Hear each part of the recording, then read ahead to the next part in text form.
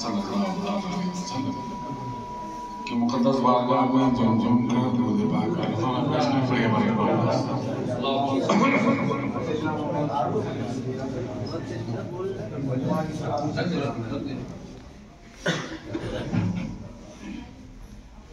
بندہ یاسی یعنی بقائی تو کے بھور میں آن پسا ہے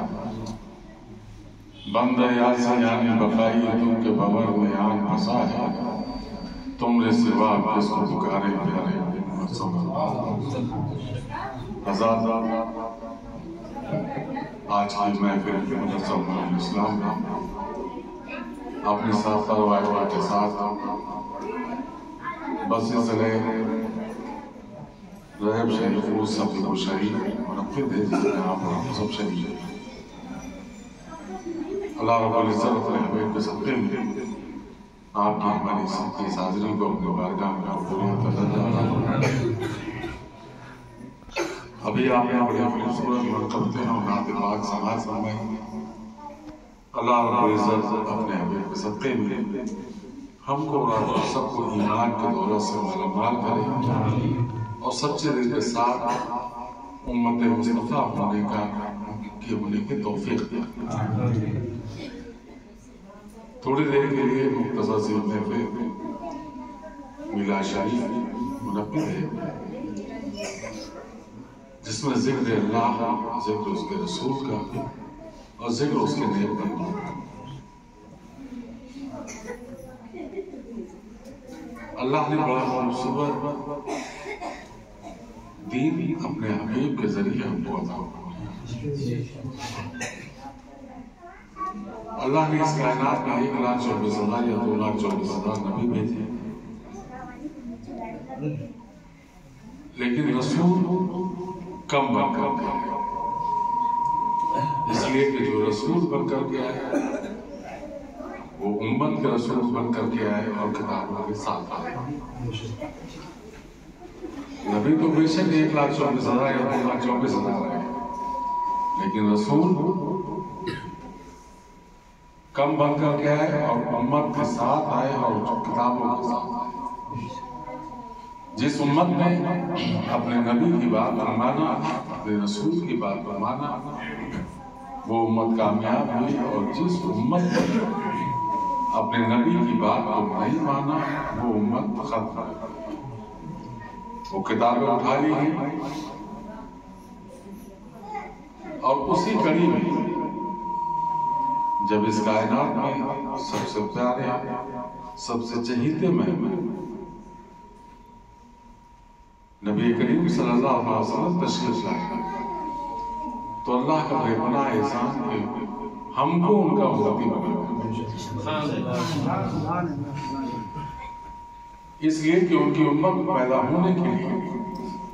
تمام انبیاءوں کی ارواحوں نے دعا مانگی کہ اللہ اگر دنیا میں ہمیں بھیجنا چاہتا ہے تو اپنے سب سے چہیتے پیغمبر کا امتی بنا کر کے ہم ان کی امتی بن کر کے کائنات میں اللہ کا سب سے بڑا یہ احسان اور میرے آقا سرکار دو عالم صلی اللہ علیہ وسلم نے ہم گنہگار امتیوں کے لیے رحمتوں کے خزانے دیتے کہ میری امت دنیا میں جس طریقے سے گئی ہے میرا بندہ جس طریقے سے دنیا میں گیا ہے اسی طریقے سے وہ اپنے رب کی بارگاہ میں واپس آئے میرے آقا نے اپنے امت کو یہ سبق دیا کہ تم اپنے رب کی رضا جاؤ اپنے رب کے پاس واپس جاؤ تو بیدار ہو کر جاؤ اور اسی کڑی میں سبق جب دینا شروع کیا تو اللہ کے وحدانیت کا اعلان کیا اللہ کی بندگی کا سلیقہ ہوا اور ایک ایسی شریعت ان کو عطا فرمائی جو ہمارے لیے قوانین بن گیا کہ تم کو بحیثیت مسلمان کے اگر اس دین میں رہنا ہے تو تمہاری لیے شریعت پابندی ہوگی سنت مصطفیٰ اس طریقے سے عطا فرمایا کہ ہماری انسانی فطرت کے ہر ادا میں سنتیں عطا فرمائی کہ تم میری سنتوں پر عمل کرو تاکہ رب کائنات تمہارے نام اعمال میں نیکیوں میں اضافہ تو اس طریقے سے میرے آقا نے رحمتوں کے خزانے کھولے اور ہم گنہگار امتیوں نے جب تک کہ ان خزانوں کی اہمیت کو سمجھا تب تک کہ کامیاب اور کامران نہ سکا، لیکن جس دن سے ہم نے اس پر عمل کرنا چھوڑا اسی دن سے ہم نے اپنے لیے بربادی کے راستے کھولے۔ آج حال ہمارا یہ ہے کہ ہم مدرسے میں بیٹھے ہوئے ہیں جہاں قرآن پڑھایا جاتا ہے اور قرآن پاک کا ایک ایک زیر و زبر آج پوری دنیا کی دوسری قومیں اس پر ریسرچ کر رہی ہیں کہ قرآن پاک میں اگر کہیں ایک زبر بھی رکھا ہوا ہے تو اس کے بھی کوئی نہ کوئی معنی، اس کے ایک زیر بھی کہیں رکھا ہوا ہے تو اس کے بھی معنی۔ اس قرآن پاک کو پانے کے بعد اپنے نبی کے ذریعے جس پر ہم نے ایمان رکھا، آج ہم تعویذ پر تو بھروسہ کرنے کو تیار ہیں لیکن قرآن پر بھروسہ کرنے کو تیار نہیں، جبکہ سچائی یہ ہے کہ تعویذ لکھنے والا کوئی بھی شخص، کوئی بھی انسان، کوئی معاملہ، کوئی بھی ہو، وہ کسی کے باپ دادا کے گھر کی چیز نہیں ہے کہ اس نے قلم کھینچا اور آپ کو اپنے دادا کا نقشہ بنا کر دے دیا۔ جتنے بھی لوگ تعویذ لکھتے ہیں اسے قرآن پاک کے ایک ایک زیر و زبر کے نقوش بنا کر کے تعویذ کی شکل میں آپ کو دیا جاتا ہے، اور جس کے گھر میں مکمل قرآن پاک، جس کے گھر میں مکمل، جس کا ایمان اس پر، اس کو اگر تعویذ کی ضرورت پڑے تو بڑی تعجب کی بات ہے۔ بھروسہ ہم تعویذ پہ کر رہے ہیں، بھروسہ ہم قرآن پہ نہیں کر رہے ہیں۔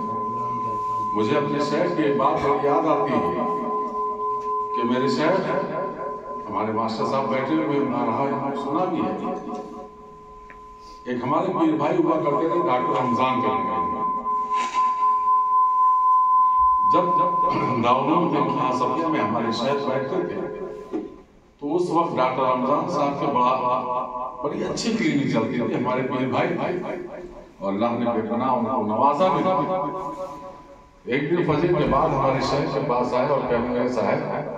ہم کو کوئی وظیفہ بتانا تھا۔ تو میرے شیخ نے ارشاد فرمایا کہ رمضان شجرہ شریف میں وظیفے لکھے، میں ہر نماز کے ساتھ وظیفے لکھے ہوئے اس کو پڑھا، کہا کہ وہ سب پڑھ چکا،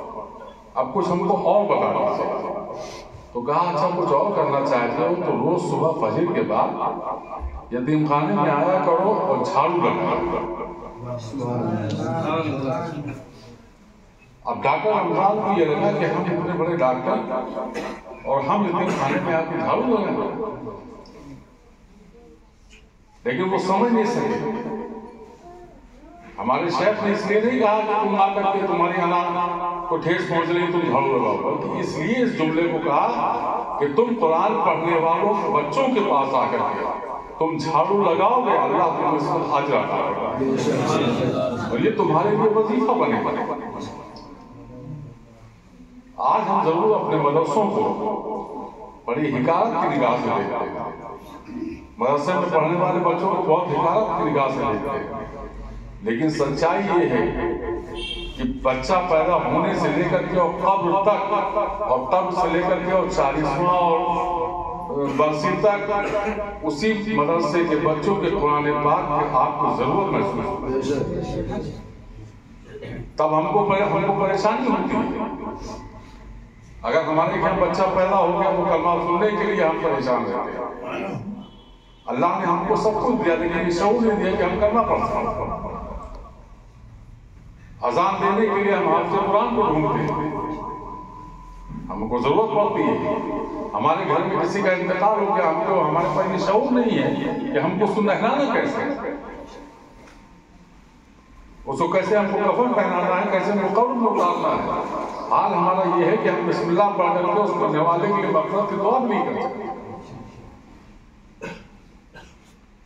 تو سب سے پہلے اللہ نے اپنے حبیب کے ذریعے ہم کو جو قیمتی تحفہ عطا فرمایا وہ قرآن عطا فرمایا، اور جس دن ہم قرآن کی اہمیت کو سمجھ لیں گے ہم اس دین کو بھی سمجھ لیں گے جو دین اللہ کے رسول نے ہم کو عطا فرمایا، اور جب اس دین سے ہم وابستہ ہو جائیں گے تو ہماری لیے دنیا اور آخرت دونوں سمجھ جائیں گے۔ ادھر ادھر بھٹکنے سے مطلب نہیں ہے، اللہ نے اپنے حبیب کے ذریعے ہم کو سب کچھ دیا ہے، سارے نسخے دیے، ساری دوا دی ہے، دنیا کی بھی دوا دی ہے اور آخرت کی بھی دوا دی ہے۔ ہم بزرگوں کی بارگاہوں سے وابستہ ہوتے ہیں، لیکن کبھی ہم نے یہ نہیں سوچا کہ ان بزرگوں کی بارگاہوں سے سب سے بڑا درس ہے وہ دین پر عمل کرنے کا درس ہے۔ ہمارے شیخ نے جگہ جگہ یہ دینی ادارے کیوں قائم کرنا ہے؟ آج مجھے اسلام میں آپ بیٹھے ہوئے اس کا مقصد کیا ہے؟ مقصد صرف اتنا تھا کہ آپ قرآن سے وابستہ ہوں گے، یعنی دین سے وابستہ ہوں گے، آپ قرآن سے جڑیں گے، آپ قرآن پڑھنے والوں کی خدمت کریں گے۔ یہی سوچ کر کے کرنے کے لیے سرزمین پر 1958 میں ہمارے شیخ نے ادارہ قائم فرمایا۔ اسی سال دارالعلوم خان سجا کا ایک بچہ امریکہ تراوی پڑھانے گیا، ساؤتھ افریقہ گیا، ماریشس گیا، سری لنکا گیا۔ ابھی 1 اور 2 نومبر کو ادارے کا دستار بندی کا جلسہ ہوا، 137 بچوں کے سروں پر حفظ و ترقی کا دستار باندھا۔ تو جہاں 137 بچوں کے گھر والوں کو یہ فخر حاصل تھا کہ آج ہمارا بچہ حافظ قرآن ہو گیا، وہی ہم کو بھی یہ فخر حاصل ہے کہ یہ بچہ جب جب بسم اللہ پڑھے گا اس کا اجر ہم کو ملتا ہے۔ مدرسہ مولانا اسلام اسی لیے قائم کیا گیا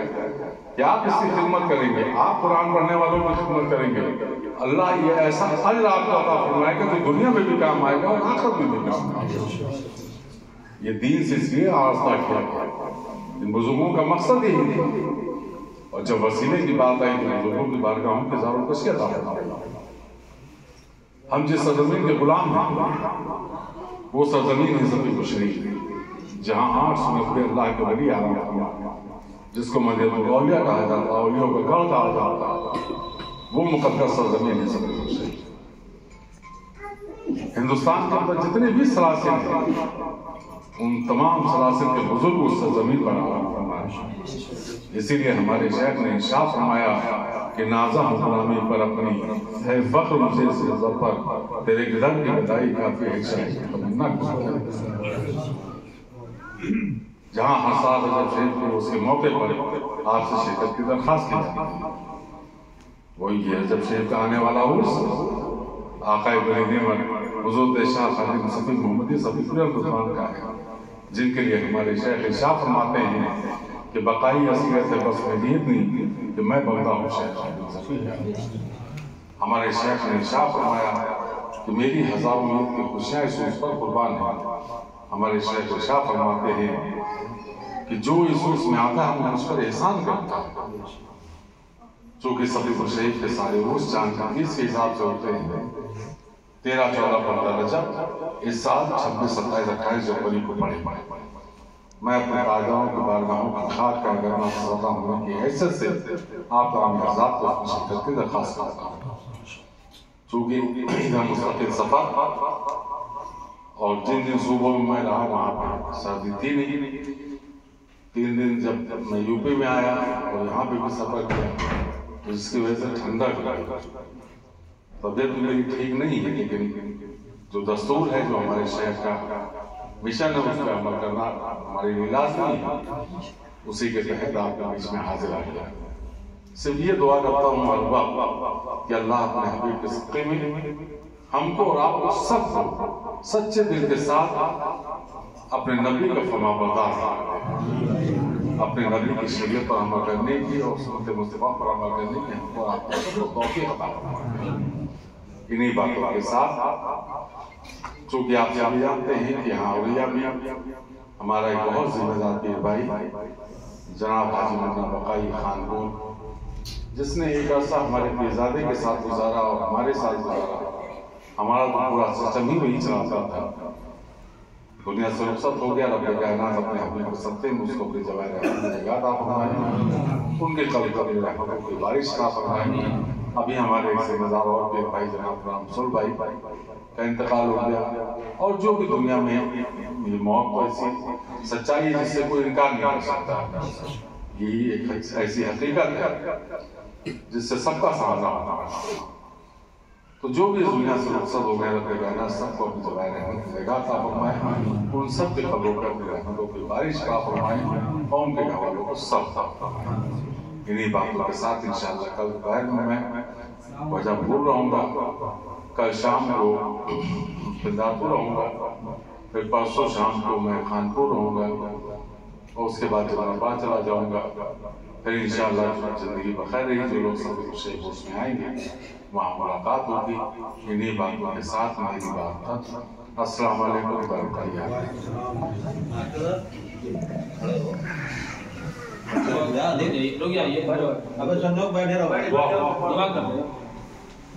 اللہ.